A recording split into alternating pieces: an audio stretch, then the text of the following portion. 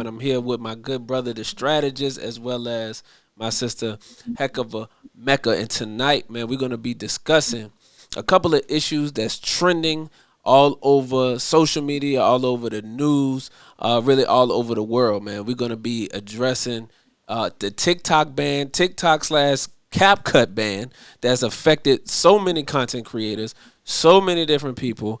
Obviously, a bunch of content creators and influencers having a home on TikTok, not being able to access the app. So it's a lot going down with that. We're going to touch on that, as well as Michelle Obama skipping the presidential inauguration that's happening in 2 days.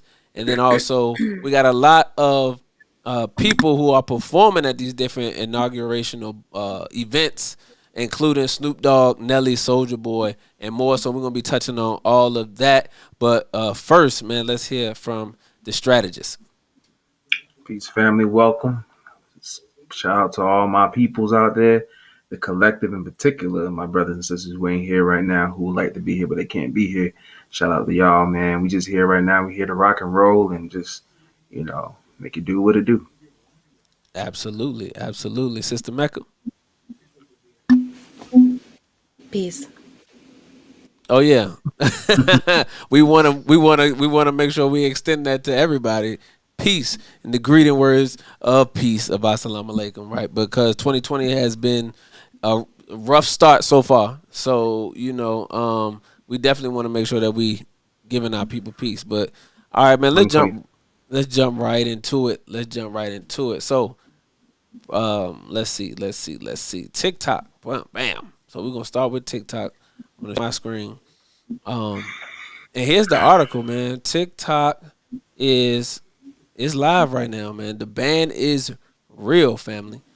TikTok is offline in the U.S. after Supreme Court upholds the ban. It says that TikTok is no longer accessible to users in the U.S.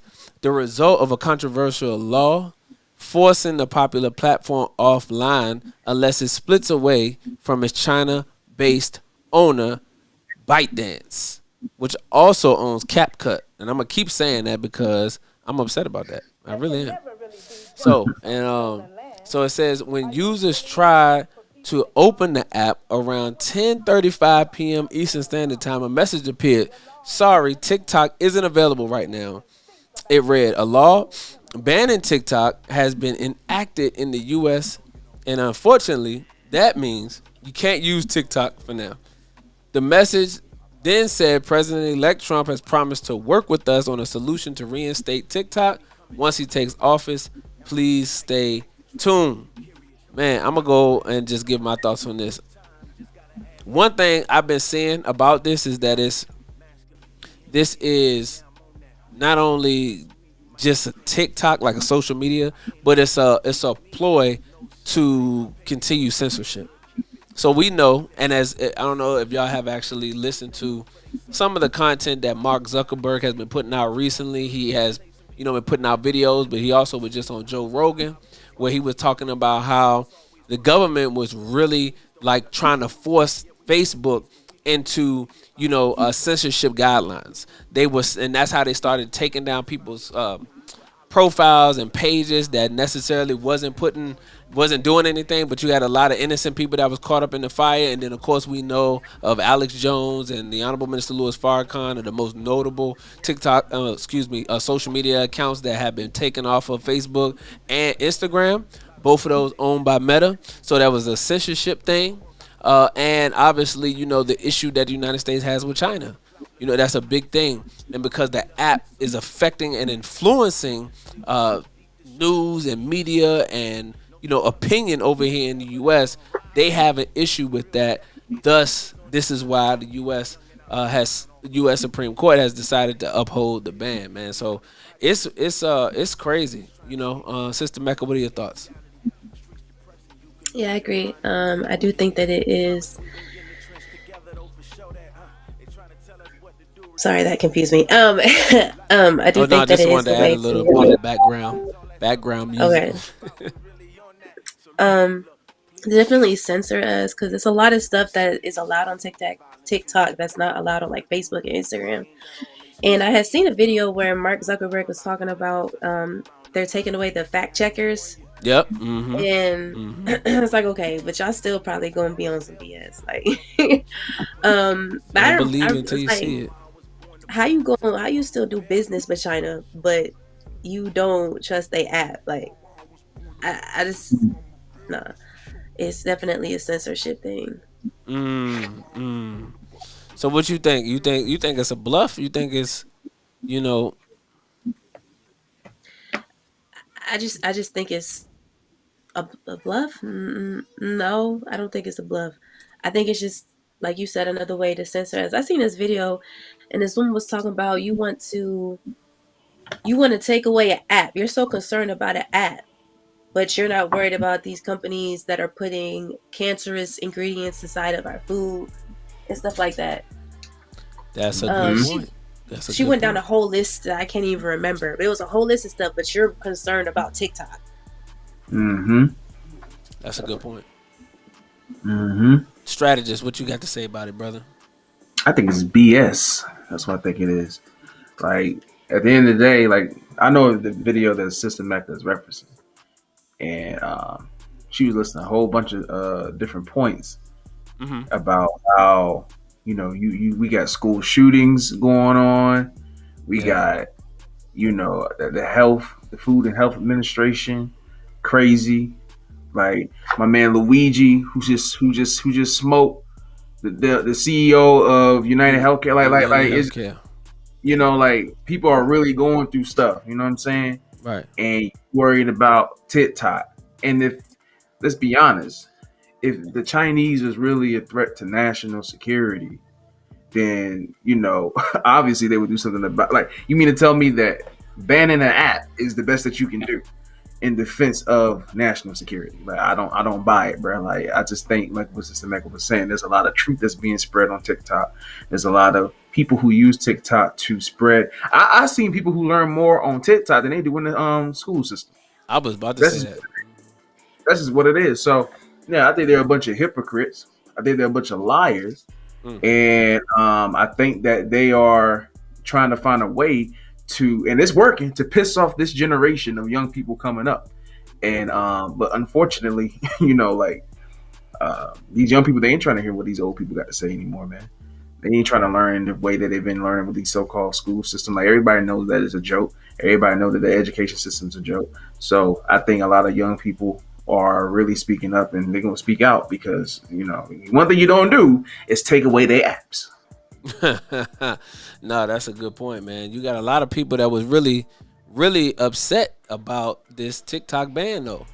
I mean, Mm-hmm. I saw people crying about it and stuff like that. Do y'all think that was real? Like, they was really like that upset where they was crying? Like, what are your thoughts on that? Possibly.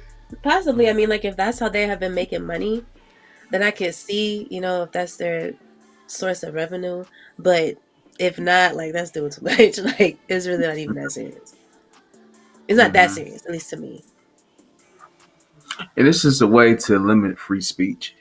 Like, it's just a way to slowly start shutting down the truth tellers, one app at a time, one way at a time. We already know in the Nation of Islam what we've been going through, dealing with these devils in regards to them shutting down social media accounts, and Twitter accounts and YouTube Mm. channels, mine's included.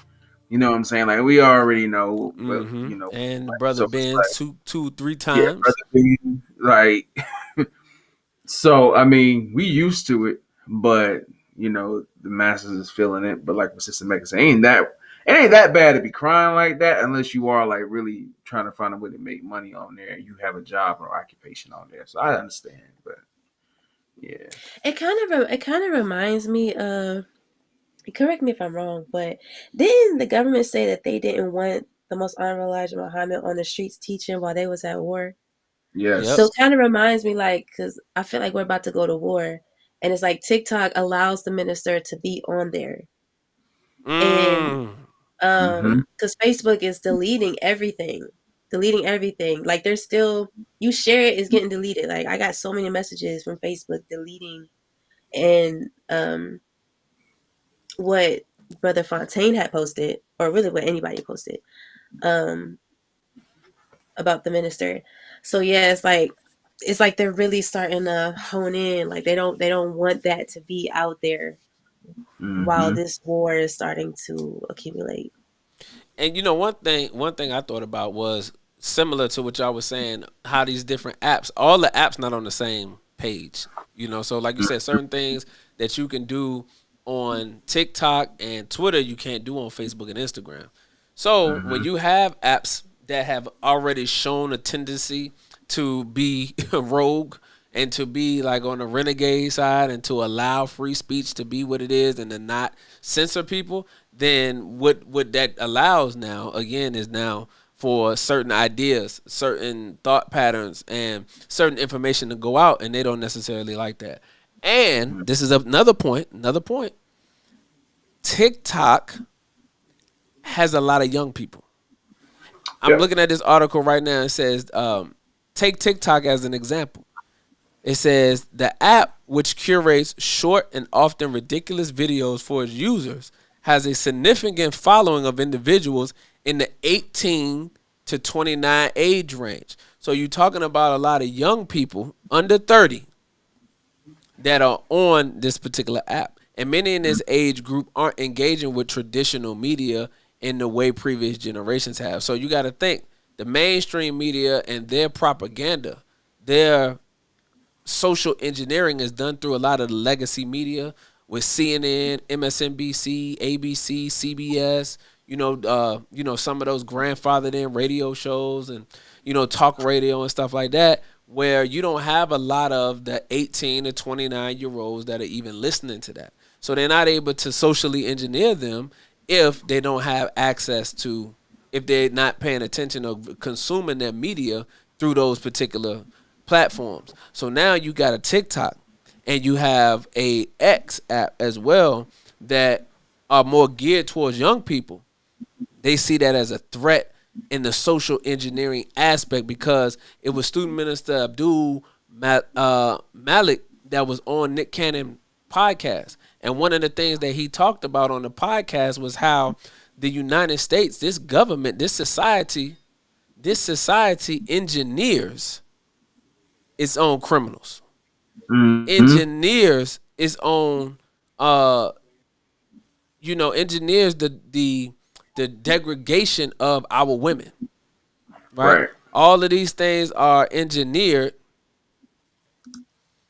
in the society through popular culture, music, media, movies, all of these different things. All of that stuff Mm-hmm. is socially engineered. So if they lose the ability to socially engineer young people, then they see that as that's an issue for their ability to stay in control, and they see TikTok as a threat in their ability to do that.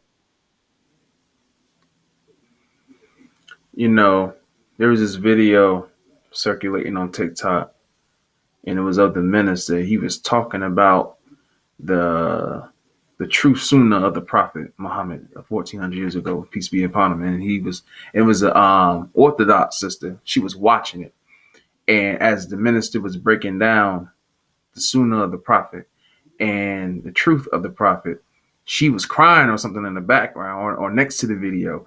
But that joint had like about almost 1 million views. Mm-hmm. And that's what I'm saying. Like what Sister Mecca was saying. Like I think everything that they do, we have to fixate our minds into thinking they're doing it to stop the messenger of God in some way, shape, or form, whether it be whether it be in the cut or whether it be direct in front of us. So anything that they're doing, because I don't think it's any coincidence that all this is taking place. And of course, they're trying to use China as a smokescreen, Mm. but I really don't think that it has anything to do with China at all whatsoever.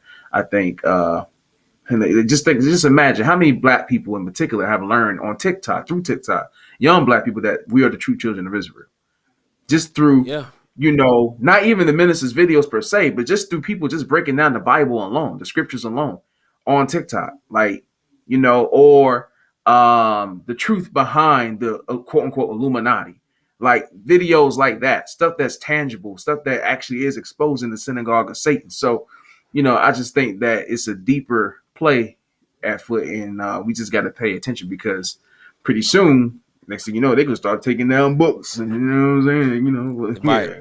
It start with one app It start with one app. Then next thing you know, like you said, they're gonna be banning books on Yeah. your availability on Amazon to purchase certain books. They already do that with music. When it's up, whenever an artist get in some trouble and got some certain stuff going on, particular things going on, stuff like that, then they'll stop your ability to stream their music on Apple Music. Remember, Mm-hmm.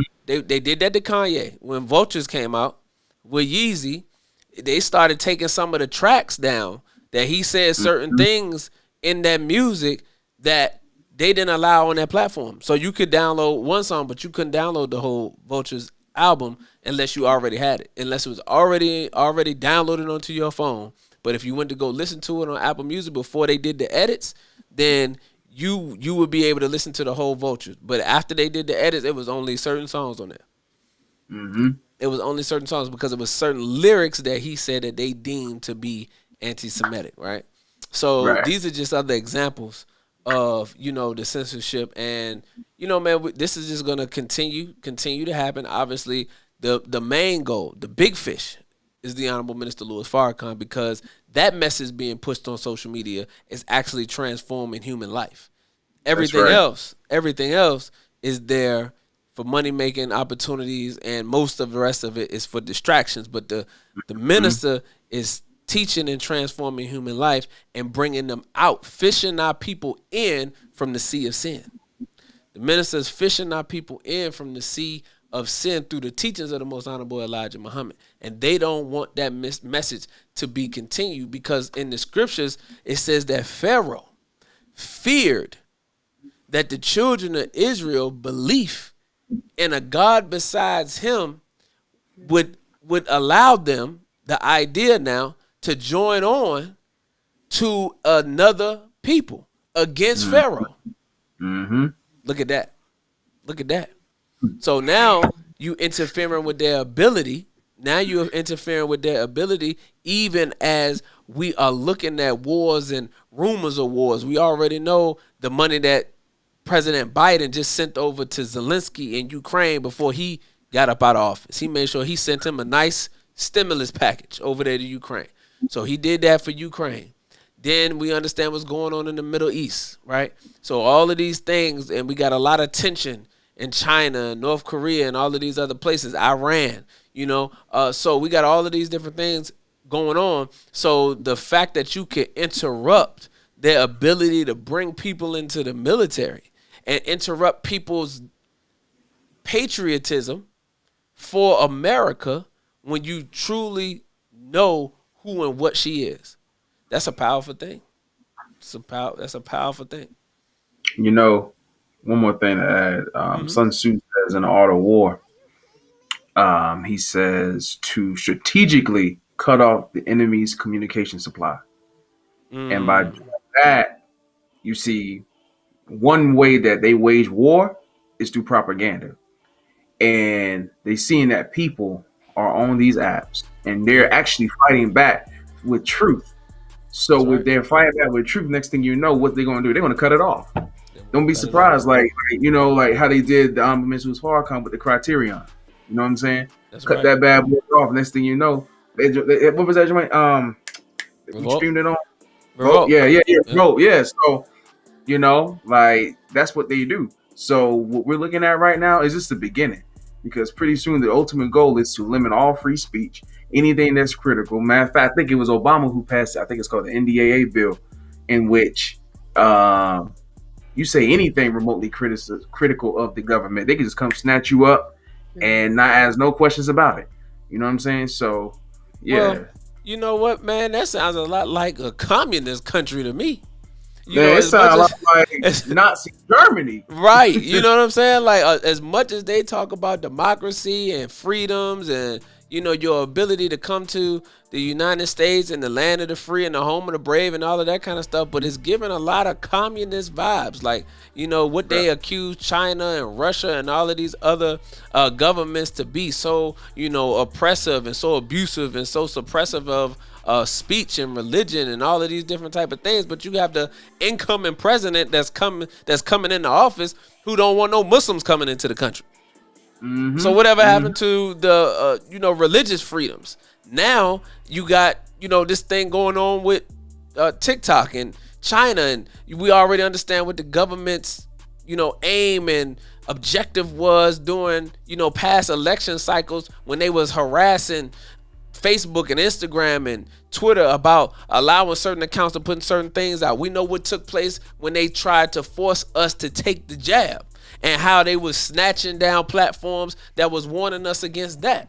So we know this has been a propaganda and a media war from the beginning. And this TikTok thing is just the latest. Well, to me, I feel like America is the land of the free because it's the land where people are free to disobey God, and it's the home of the brave because we're brave enough to do it. But it just bears witness to the fact that the minister said that Trump is the last president. Yep. The last. And if y'all want to know what's coming next, get this book, The Fall of America, That's by the right. exalted Christ, who's alive and well. So all you hypocrites, take note. But he's alive and well. But get this book so y'all gonna know what's coming next, because this is not a what's it called when you're watching TV? No, yeah. This is a Commercial? spoiler alert. No, Oh, this is a spoiler alert. spoiler alert right here. Yeah, this is a spoiler alert. So y'all get this book so y'all can know what's coming next, because I kid you not, everything that we're seeing taking place, from quote unquote politics all the way Politics. down to the common man, Yes, is sir. written in this book. And Abba Mrs. Farrakhan said every theologian need to have this copy of this book in their house and their library. Come on now. Come on now. Mm-hmm. That's how you do that. That's how you do that, brother Evan. That's how you do Mm-hmm. that, bro. All this that's just all the hypocrites. All of the disbelievers out Don't get there. me started. Don't get me started. Don't But get me started. specifically the hypocrites. The Christ is alive and well, family. Yeah. So, all right, man. So, man, that's I'm glad you mentioned that though, because Snoop Dogg is being considered a hypocrite right now. Uh-oh. Because a couple of years ago he had an issue with Trump, President Trump, and he had an issue with those who were supporting Trump. But then now you got Uncle Snoop facing backlash over Trump inauguration shows that he doing in 2025. It says Snoop Dogg and Nelly face fan backlash over Trump inauguration shows. Man, rapper Snoop Dogg and Nelly are performing at President-elect Donald Trump's inauguration events, with Snoop popping up at the first ever crypto ball on Friday night, and Nelly scheduled for the official inaugural library ball on Monday. The performances mark a significant shift, particularly for Snoop Dogg, who previously criticized Trump and his MAGA supporters. Newsweek reached out to press contacts for both Snoop Dogg and Nelly via email on Saturday for comment. What to know? The crypto ball, hosted by incoming White House, I guess that's AI? AI and crypto czar David Sachs, took place at the Andrew W. Mellon Auditorium in Washington, D.C. on Friday night, with tickets ranging from $2,500 to $5,000. Snoop Dogg, dressed in a black jacket and gold buttons and a bow tie, performed hits like Drop It Like It's Hot while DJing a mix of crowd pleasers from Journey's Don't Stop Believing to Bob Marley's Three Little Birds. The event drew other notable guests, including fellow rappers Rick Ross and UFC star Kobe Covington. Meanwhile, Grammy Award-winning artist Nelly, known for his global hit Hot in Here, will perform at the inaugural library ball, one of three official inaugural celebrations, on Monday, according to a press release from the Trump-Vance inaugural committee. So, what are your thoughts? You can go first, Sister Mac. As an artist, I just because think- I don't because know. because you're an artist, right? What do you think about the backlash that Snoop and Nelly, Soulja Boy, they didn't mention Soulja Boy in that article, but Soulja Boy also performed at the crypto ball too, as well. Rose, they did mention Rose in there, are receiving for performing at the inaugurational events of the president. I mean, at the end of the day, that's their job. That's how they get paid. I can understand, being called a hypocrite or whatever based upon his views that may have been expressed in the past. But at the same time, I mean, that's his job. He getting paid to do it. Like, it's not like he's doing it for free. I wouldn't think that they were doing it for free. But also I feel like it just shows that on the flip side, it shows that Black people are waking up, because I feel like if this was like 10 years ago, we wouldn't care. Like, there wouldn't be no backlash or like calling out of this type of behavior. So it's like Black people are starting to wake up and they're not being lulled, because it also could have been used as a tool to like, no, Black people, it's going to be okay that Trump is coming into office, you know? Look, we have this set up. We're having a performance right now just for y'all. But yeah. Oh, I agree with Sister Mecca. I mean, it's their job at the end of the day, and then not to mention the fact. I mean, I get why. I mean, first of all, this is why I'm gonna get on us. I'm gonna get on Black people. Get on us, Evan. Get on us, bro. I'm gonna say it, and I don't care who got anything to look. First of all, no entertainer is a politician. That's number one. No entertainer is a politician. They have not signed up to be political. They give their advice, or they give their exegesis, or they give their opinions about, politics. But nowhere did we see Snoop, Nelly, Rick Ross names on the ballot to vote for anywhere in government. So we got to stop pouring ourselves into celebrities for whatever they're doing or whatever they're not doing. Because what happens is, it's like we're looking for them for guidance, and we should not. Because at the end of the day, like what Sister Mecca said, that's their job. They entertain. I'm not voting for Snoop. I'm not voting for Nelly or whatever as a quote unquote American citizen. Right. So, I think we put too much stock in celebrities and what they think and what they move, how they move, and what they believe in and all that. I think we got to stop that, because one day they may be for Trump. Who knows? We all know how Uncle Snoop is.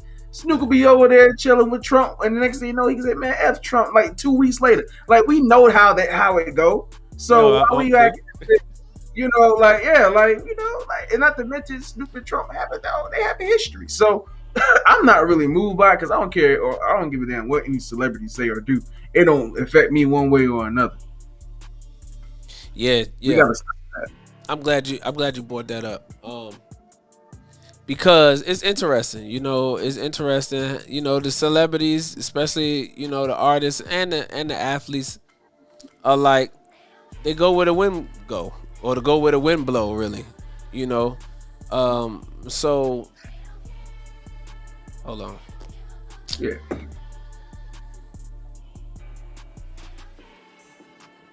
Yeah, so they go where the wind blow.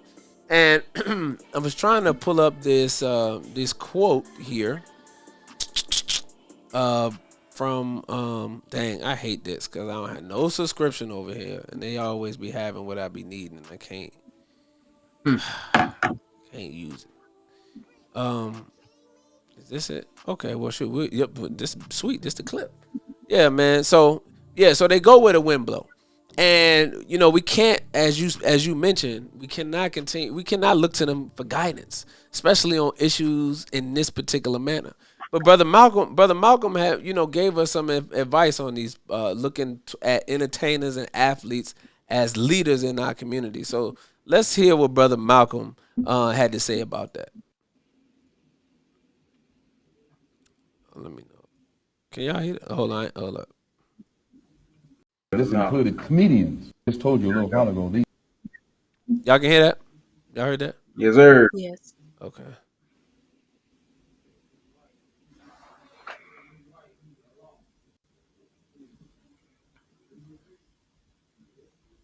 Brother Malcolm.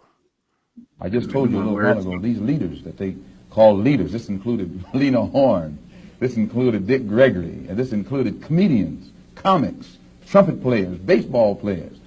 Show me in the white community where a comedian is a white leader. Show me in the white community where a singer. Hold on, y'all. I need to do something real quick. Malcolm about to go in. Oh no, Malcolm Ooh, about yeah, to I go heard in. that. I was trying to. I know that Malcolm about to go in. I just need to clear. I need to clear the screen real quick. He made me want to Now, wear my FOI. Wait, I'm about to all go for my right, joint, man. all right. Here we go. We back. We back. We back. I just told you a little while ago, these leaders that they call leaders, this included Lena Horne, this included Dick Gregory, and this included comedians, comics, trumpet players, baseball players. Show me in the white community where a comedian is a white leader. Show me in the white community where a singer is a white leader, or a dancer or a trumpet player is a white leader. These aren't leaders. These are puppets and clowns that have been set up over the white community and over the black community by the white community and have been made celebrities and usually say exactly what they know that the white man wants to hear.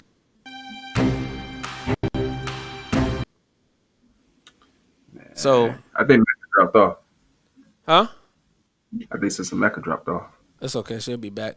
But yeah. So that's what brother Malcolm said about the celebrities, and us looking at them as leaders. And like I said, you don't hear none of the white comics that have come out that are heavily political. Now you do got my man, I can't think his name now, but the Jew, Michael Rappaport, right? So you have Michael Rappaport, who is overly vocal, but you haven't heard nothing from him in a while. But outside of Michael Rappaport, you don't really have any white entertainers. Like he's a comedian, you're an actor. You don't have people like you And don't Robert have De people, Niro. Robert De Niro. I mean Ben Affleck too, George Clooney too, Yeah. right? But I mean they're not vocal necessarily. Like you see George Clooney because he's giving money. He's putting money into different super PACs and all of that kind of stuff. So you don't really hear much coming from them vocal, but you don't see them doing interviews. You don't see them out front acting as if their thoughts and their perspective on certain issues are really moving the needle necessarily. You don't see that in the white community. You don't see Tom Brady. You don't hear Tom Brady talking about his politics and societal issues and all of that kind of stuff, reparations. You don't hear him speaking on anything like that. The economy, nothing. Now, when Trump first got into office, I think he had like some paraphernalia in his locker or something like that, or they may have seen some pictures of him with Trump or something like that, but I don't even believe he really even had addressed it. He didn't do no interview about it. He didn't come to you talking about why you should vote for, the president, whatever the case may be. So as you can see, their athletes, their entertainers stay in their lane for the most part. They stay in their lane. Now, does that mean that you don't have athletes and entertainers who have the ability to come into that realm and to speak in that realm and to be effective in that realm? No, you absolutely do, because that's what Muhammad Ali was. Obviously, Muhammad Ali was a boxer, world champion boxer, but he also was able to speak to the issues that concerned our community and to give life to the issues that concerned our community through the teachings of the Most Honorable Elijah Muhammad. You had Sam Cooke, who was obviously a singer as well, but also was on the front lines, helping and assisting in the civil rights movement. And that's another thing that I wanted to talk about. During the civil rights movement, you had entertainers, athletes, and activists all working together, because there was a marriage there. There was an influence there. We could cross promote. We could use those who had the finances would be able to take those finances and put it behind the movement, so that we can make sure that the movement stayed moving on and continued on towards the goal. We didn't have to rely on outside influences that would finance our activists and then wonder why we're not getting anything done. See, so that's when you had your Sam Cookes, who was supporting Martin Luther King, and you had your Jim Browns that was a part of the, civil rights movement. As I mentioned earlier, Muhammad Ali. So you had, athletes, and Dick Gregory obviously was big in helping in the liberation movement and civil rights and things like that. And of course, even after that time, still being a prominent teacher in the community around what was going on. So there's an opportunity for those things to work and a marriage to exist there, but it has to exist in a way that is functional on both ends and things are progressively moving forward. But when you have athletes and entertainers that are being used as tools for the enemy, then that's when we have a problem. And that we ran into that in this last campaign where you had a lot of athletes and entertainers from our community, a lot of entertainers from our community that was really getting political and using their platforms to try to influence change. And ultimately, they did not have their finger on the pulse of the people. And that's a huge thing when you're not connected with the people with things and issues that matter, then you can see where your influence lies with them. For example, Plies. You know, like we connect with Plies in his music, but Plies in his politics is not what we was connecting with. You know, but all through the campaign season, that's what Plies was on. He won't even really put no music out. He was using his time throughout the day to talk about, you know, what was going on with Vice President Harris and, you know, presidential candidate Trump and, you know, President Biden, all of those different things that was taking place. That's what Plies was focused on. So again, does any of that mean that the two can't coexist? Absolutely not. I believe that marriage has to exist for things to be progressive and for things to thrive, because activists can't do what they do without finances, and a lot of athletes and entertainers have the finances that's necessary. So and resources that's necessary. So the marriage, I believe, has to exist, but we have to understand who needs to be out front, because those who are most knowledgeable and those who are most and most skilled and most experienced in dealing with our enemy are the ones who have to be out front. Sister Mecca, did you go? I can't remember. I've been going. I can't remember. Did you even tapped in? Huh? Was there a question that was asked? Well, we were just talking about the activists and the athletes. After Brother Malcolm spoke to us about the athletes in our community and how in the black community, we're the only people that have entertainers that are set up as our leaders. Because we was talking about, you know, the backlash that not Trump, but Snoop Dogg and Nelly and them. But I think you did touch on it. And Evan, I think you did touch on it as well, right? No, I didn't talk on it because I keep falling off. Oh, okay. You know, I don't really have much to say, but I mean, the thing is that it's not like we have people who are in high positions who speak out for us, though. It's like it typically is the entertainers and stuff who, okay, some of them do, you know, work for the enemy, but then you have others who actually do stand up and have a voice for our community. You don't typically have that with Congress people or people who work for the Senate and stuff like that. So it's like, it's unfortunate, but that's just the way that things go. And to me, it's not in the white community because it's not necessary. This is their world. What do they need a spokesperson for? That's a good point. So what you say? So you saying because we don't have nobody else that speaks up for us, then the athletes and entertainers actually fill that gap.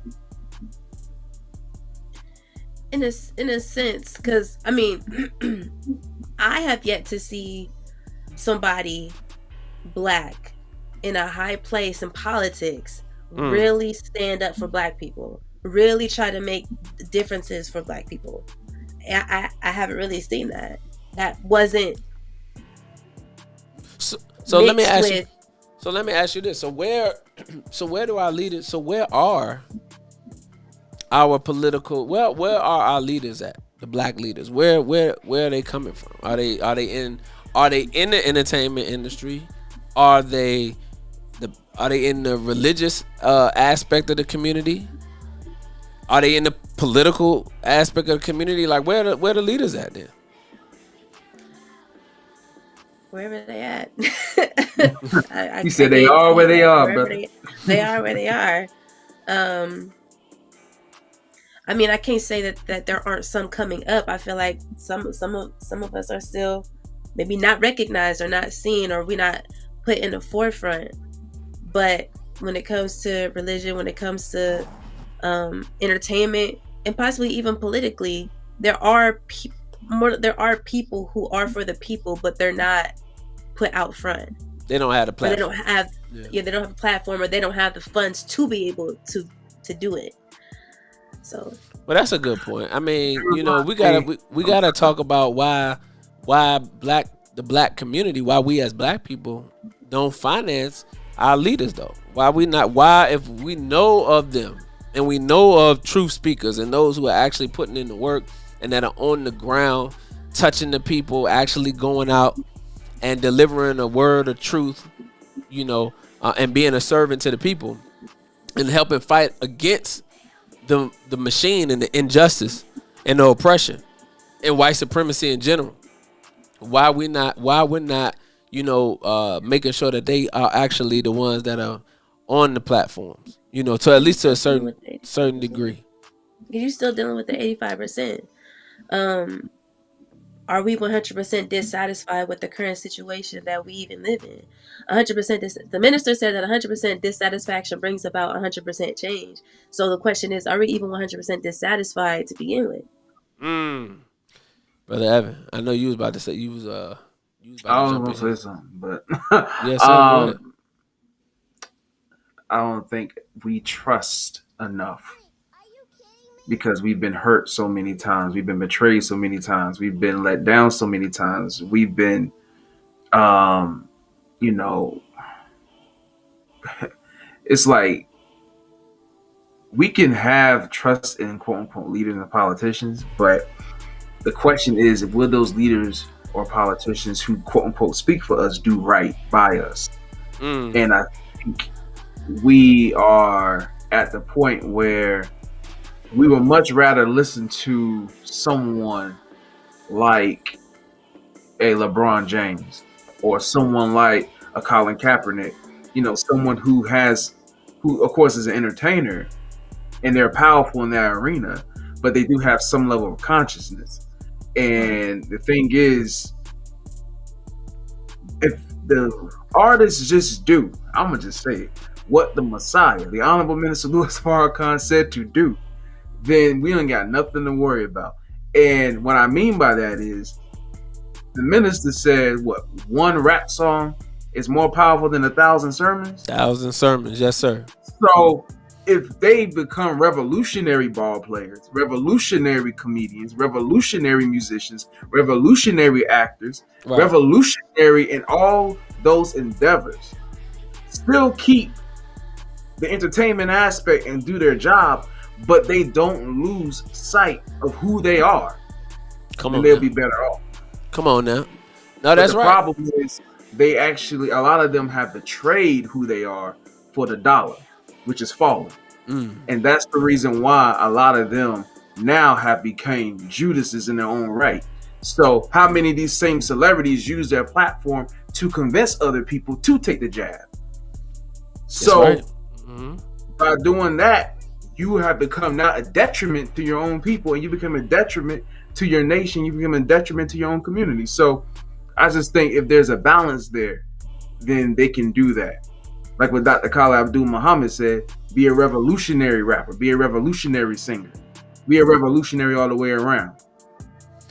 I definitely agree with that. I believe the minister said that the rappers are the gods of this world.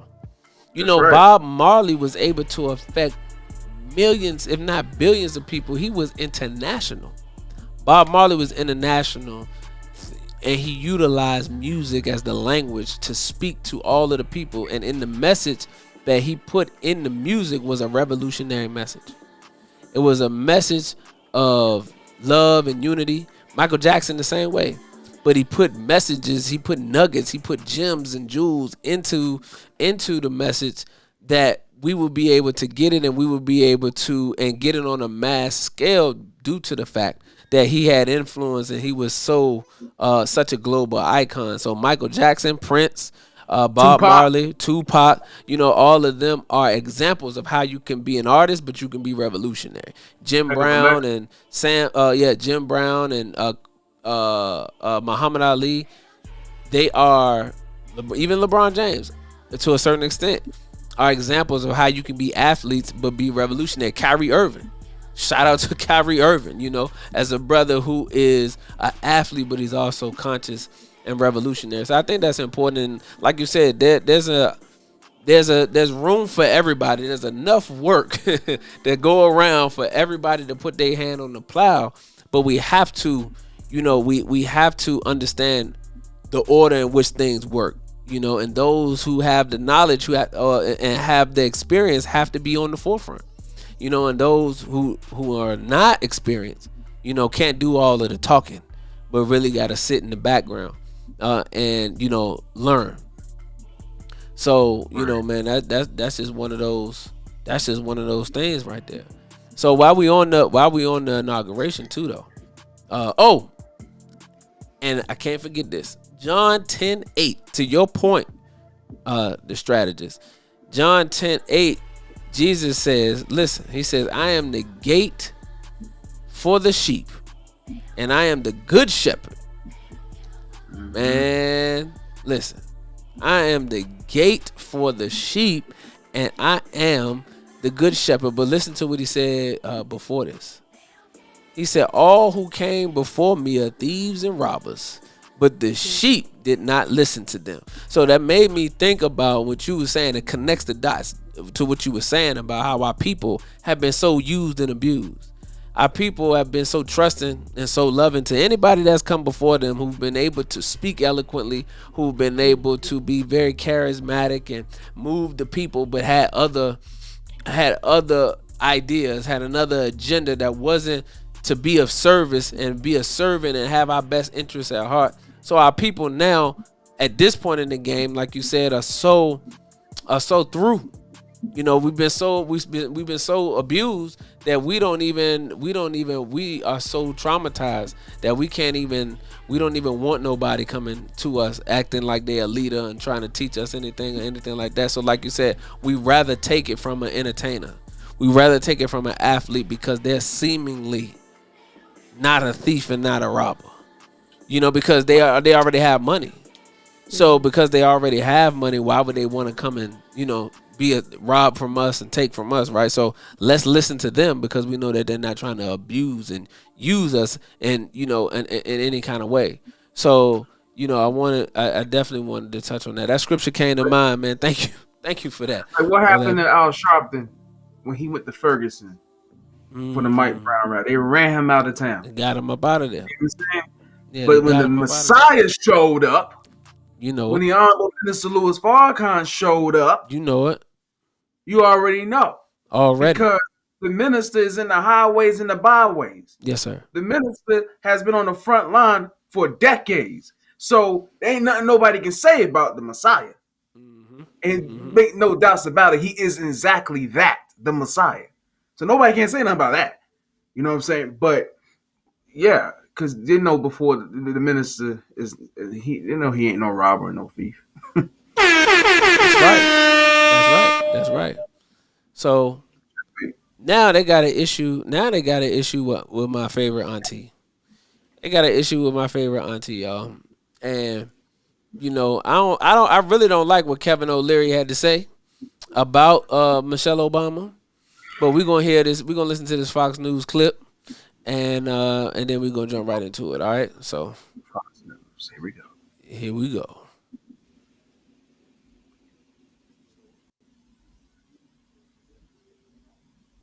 Inauguration is just 4 days away, and Michelle Obama says she's not going. It will be the second time in 2 weeks that she has skipped a gathering of former presidents. Hold on. I forgot. See, I don't want everybody to be able to see.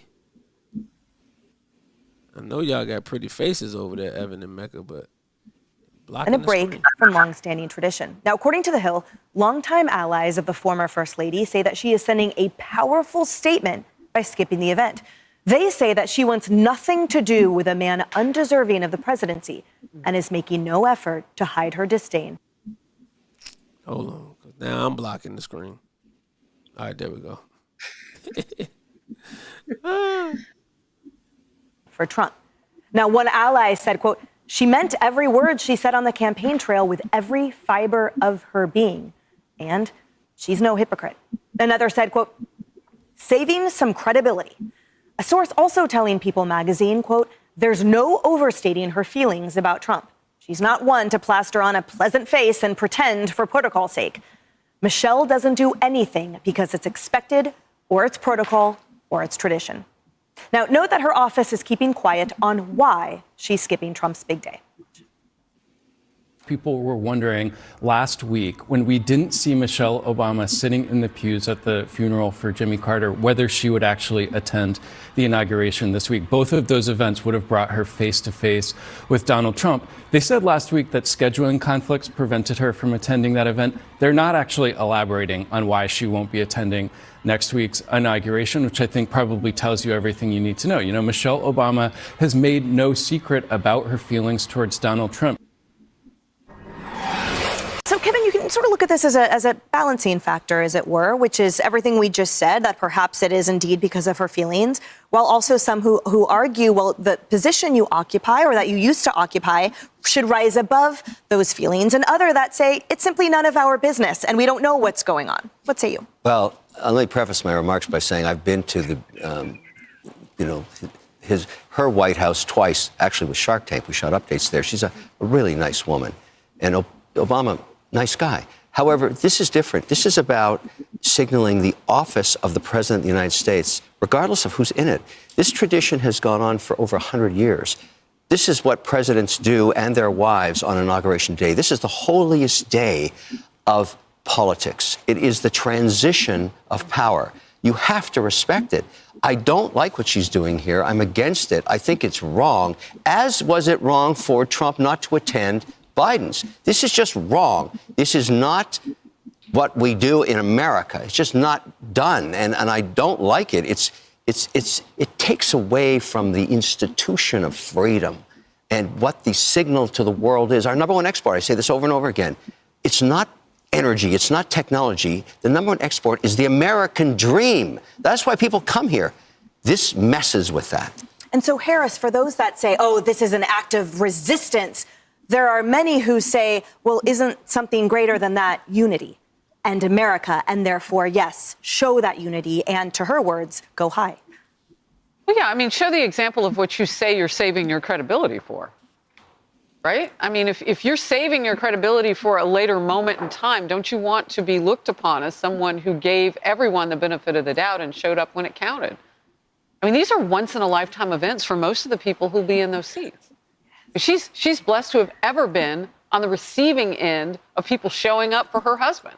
So what are you saving your credibility from if you're not willing to live with integrity in those very difficult moments? It's not when you love everything and everything's perfect that you show up. You show up when there are difficult times and difficult people. Otherwise, sit down completely. Because wasn't there an argument always for radical generosity?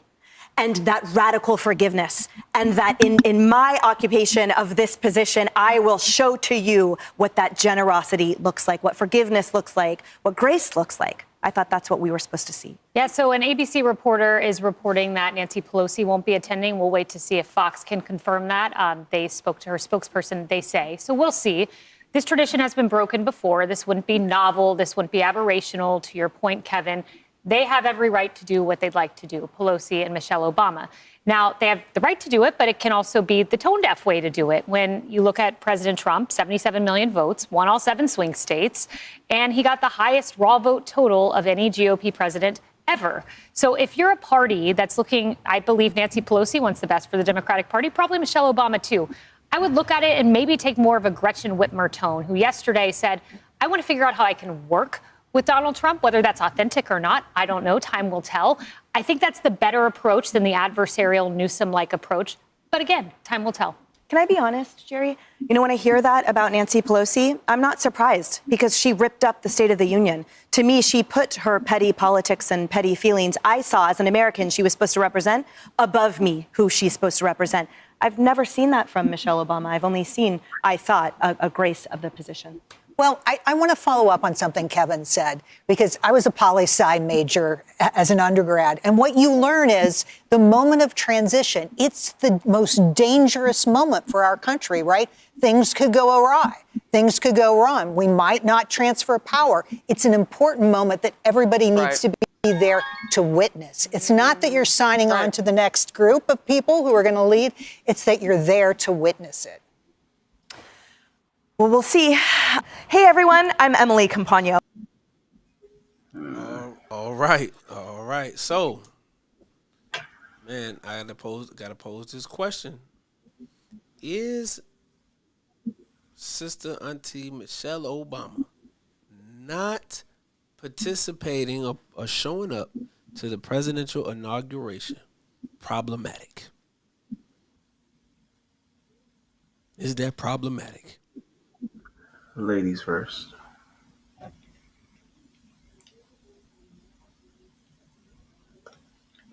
Can't hear you, Mecca. Can't hear you, Mecca. My bad. Can you hear me now? Yep. Okay. No, I think it's dumb. I think it's stupid that people care so much about whether or not she decides to attend or for her even announcing it. Like he was saying, I think his name was Kevin, talking about, it shows freedom. Well, she has the freedom to not go. If that's, freedom to do whatever she want to do. I was over here laughing and cussing to myself because like the stance that everyone was taking, like, oh, I hate this, like, this is not right. And it's like, who cares? Like, so what? It's not presidential though, Mecca. That's what they I think that's what they're trying to get over. Like, you have to rise above emotion. That's what they're saying. Because they're not just saying this about Auntie Michelle. They're saying the same thing about Trump. No, well, even Nancy Pelosi. They saying that Nancy Pelosi is being petty because she said she wasn't going, and the fact that she ripped up the State of the Union address thing sometime last year as well. They call it petty politics, and they're saying that she has to, as a representative of the people, she has to be more mature. No, she don't. I mean, I can see that, but at the same time, it's like, I really just, it's just like, I don't know. Like, who cares? She ain't got to do nothing but stay black and die. No, she don't. No, she don't. Nancy Pelosi want her to stay black and die? No, I'm talking about Michelle. She ain't got to do nothing. I'm saying that for a reason. What's the I'm reason? trying not to get too far into it, but I'm going to give one. When 45 took office.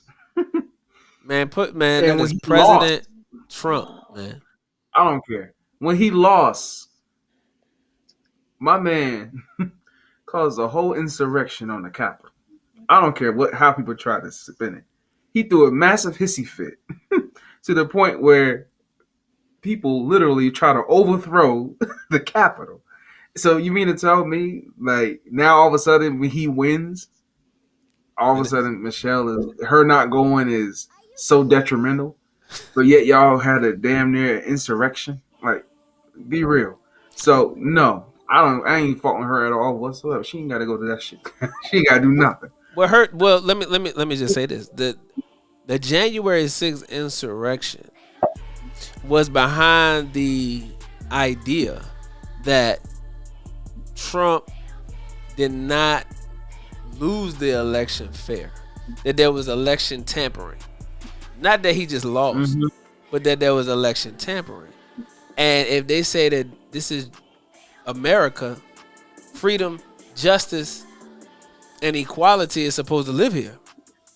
So that would not fall under justice. That would not fall under justice if the election was tampered with in 2021.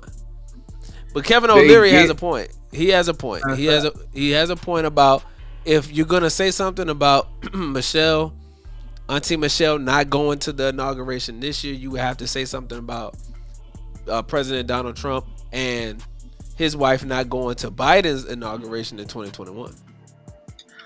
They reap what they sow. That's what happens when you play politics like this. When you have a history of, like, okay, fine. If they want, look, how many elections outside of America did they tamper with?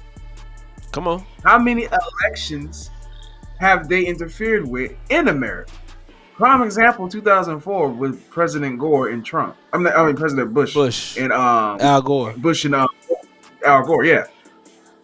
How many times have we seen this? So you mean to tell me, oh, she ain't showing up? All supposed we now gonna throw a hissy fit? Man, leave that sister alone. Let her do what she want to do. She want to go. She ain't gotta go. It ain't proper. Okay. But in 2004, when President Bush was coming down Pennsylvania Avenue, I believe it was in the presidential parade, the minister said they didn't say hell to the chief, they said hell to the thief. To the thief. Exactly. But we know the United States of America has meddled in over 80 elections internationally in other countries and things like that. So election tampering and election meddling isn't something that's new. But, you know, just to answer, and just to answer my own question, you know, is it problematic? Is it problematic? I think it is problematic. I think it is. And the reason why I say it's problematic, because I love Auntie Michelle. I think it's problematic, though, when we don't have this same energy in the liberation movement.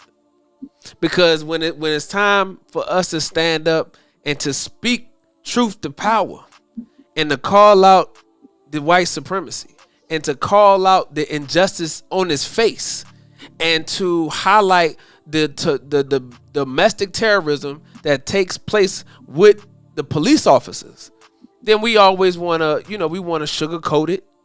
We want to, you know, we want to talk about it in a way that's non-effective. We want to talk about it in a way that's not direct.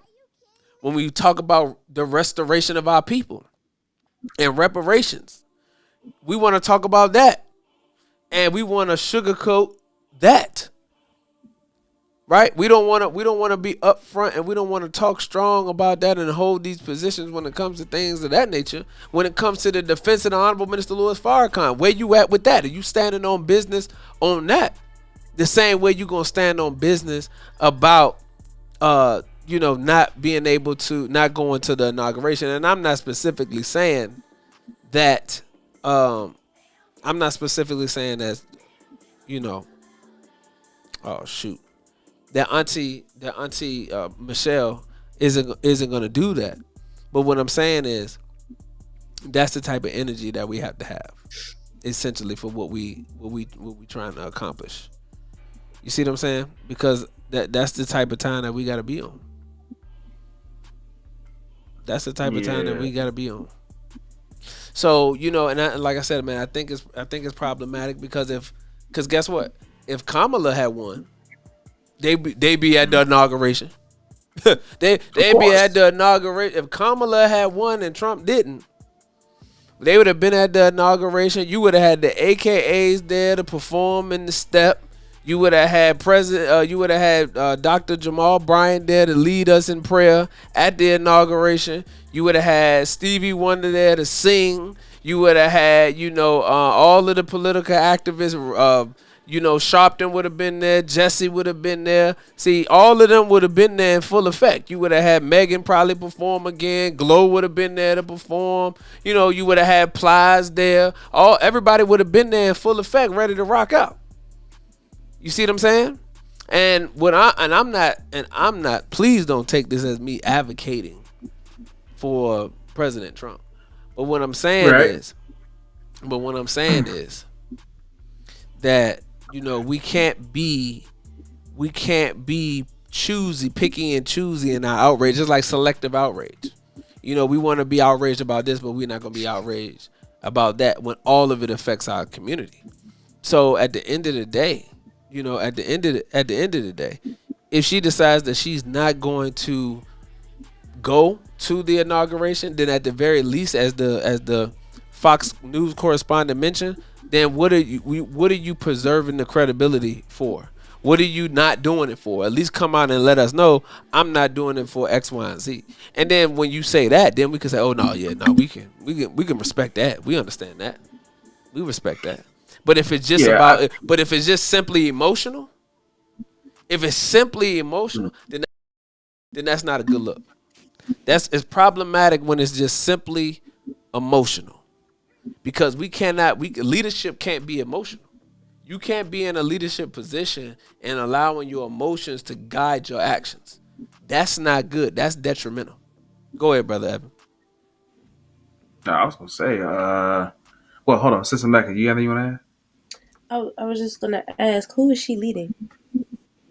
Exactly. You talking about Auntie Michelle? What you mean? Who is she leading? Yeah. Auntie Michelle is the wife of the former leader of the free world. Like, she's a role model to many black women, young black girls. Like, she's very influential. She's a black leader within her own right. I'm thinking you talking about like politics, like she like, you know, like Senate stuff like that. I'm like, who was she? She's just a figurehead.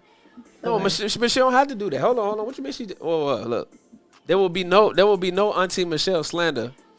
I'm not slandering her on this platform. We're not doing. I'm not slandering her. I was just asking a question for clarification because I was thinking like, I mean, does she like run for office or like? No, she don't. But she don't have to. Okay. No, she's just a figurehead. She don't have to. Okay. No, she could just show up and speak. You know. What for? Because that's Auntie Michelle, and you know the 2008 presidential election and the first black family in the White House is a thing.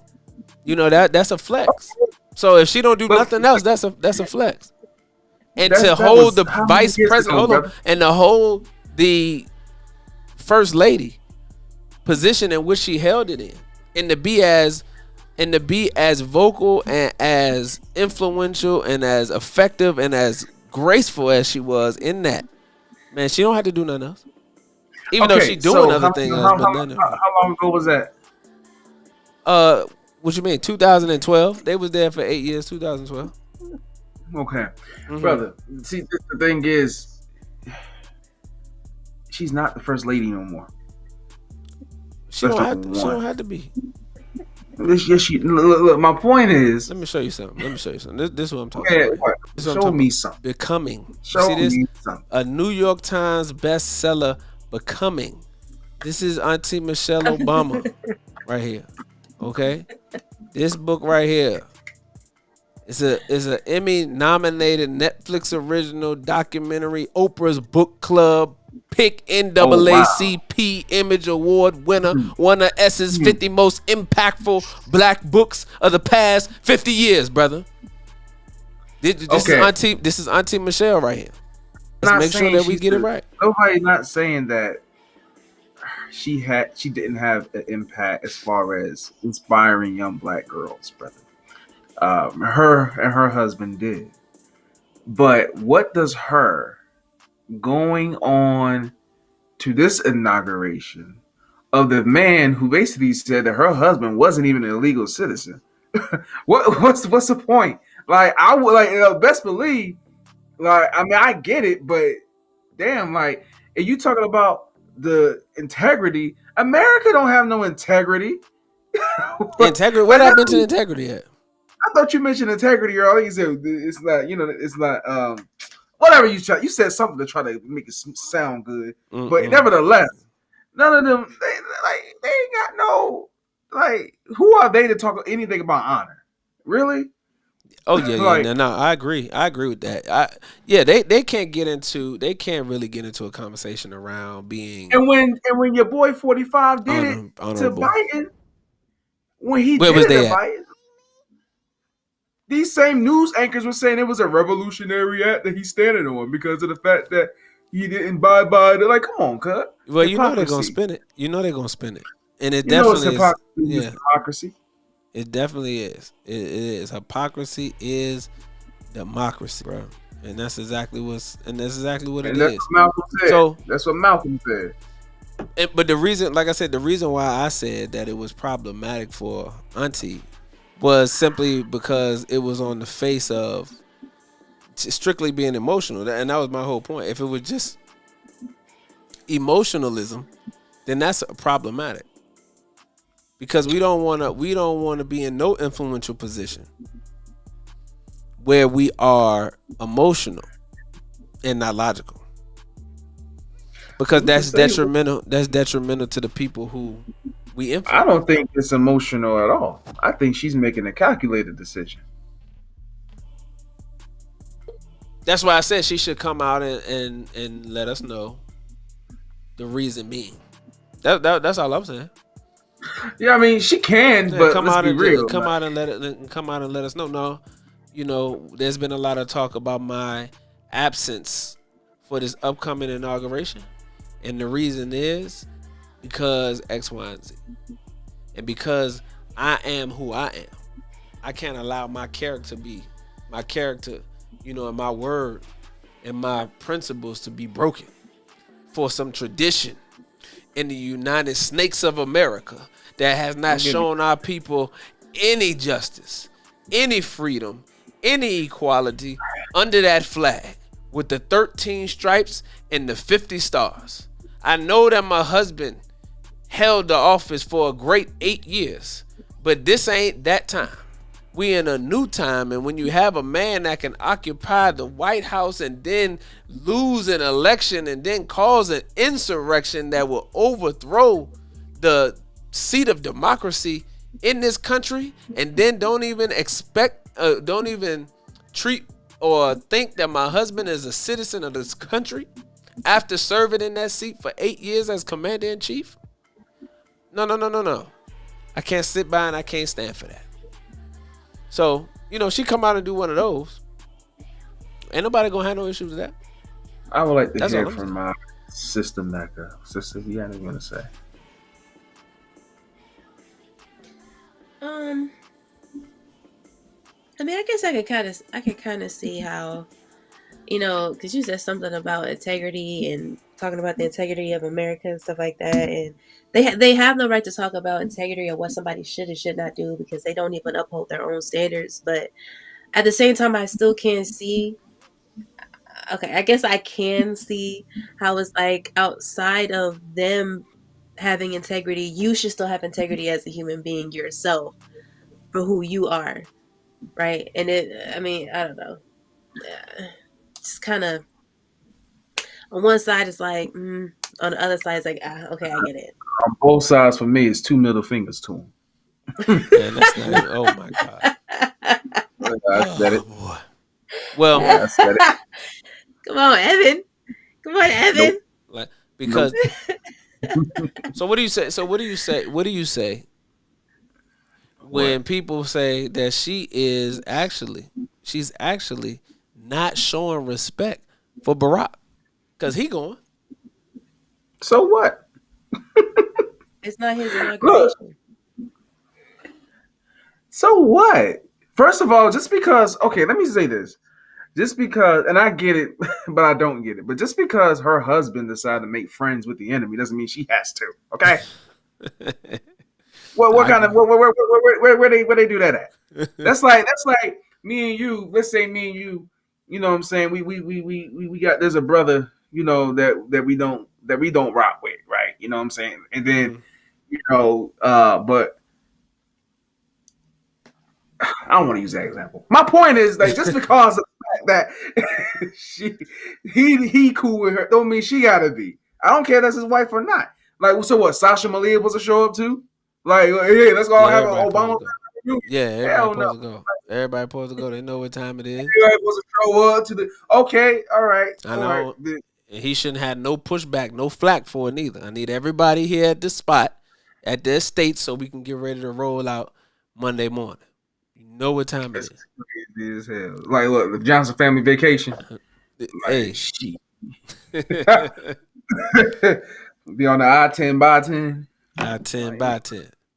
So, yeah, but I mean, it's all interesting. It's all interesting to look at. Like I said, shout out to you, Auntie. You need to come on the show, chat it up with us. When you get some free time, we would love to have you come and sit with us, Auntie Michelle. So despite what some people may think, but yeah. But yeah, man, it's, like I said, it's interesting to see, what's going on, and you got a lot. We're gonna see. Man, Monday is a big day. First of all, it's supposed to be like as cold as Antarctica on Monday. Beautiful. They've moved the inauguration to inside instead of being outside. Mm-hmm. It's Martin Luther King Day. Beautiful. So, it's a lot going on. It's a lot going on. It's a lot to watch for. It's gonna be very interesting. Very interesting. So, And it's we can sit back, relax, and just kick back and chill. Got nothing to do with us. yeah. So, we'll see. I know I'll be tuned in on Monday to see how everything play out. So, Sister Mecca, you got any closing remarks? I do not. Anything you want to say to the people? Like when the new single dropping or something like that? When can we look out for the next project? Let me know. I'll be in the line. 2025. You're not going to get away with not saying nothing about anything. She's my favorite artist, y'all. So let's make sure we support everything she does. Please subscribe to her YouTube channel and her Instagram. She got away with getting taken off the stream for whatever reason. Okay, Brother Evan, it's on you, brother. What you got for us in 25? I just want to say shout out to the family. Shout outs to the collective, all the members. You know what I'm saying? And we'll be here again real soon. You feel me? Well, yeah, that's it. Okay. Sister Mecca, you back? You back? All right, so what you got for us? All right. Well, you can find me on all streaming platforms. The Heck of a Mecca. And that's it. Yeah, her latest joint, Crazy, on repeat, heavy. No doubt. Download it. No doubt. And man, listen, I appreciate everybody for checking out the Cxllective Podcast. Man, obviously rolling with two of the best, co-moderators, co-hosts that anybody can have in the country. Man, shout out to the rest of the collective as well. I'm Brother King Cam. Make sure that you follow me on all social media platforms at Brother King Cam, as well as my weekly show, Shifting the Culture Podcast, each and every week, specifically on Tuesday. You want to make sure you come through and check it out, family. So appreciate you for tuning in tonight. And, man, we look forward to seeing you next week. Peace.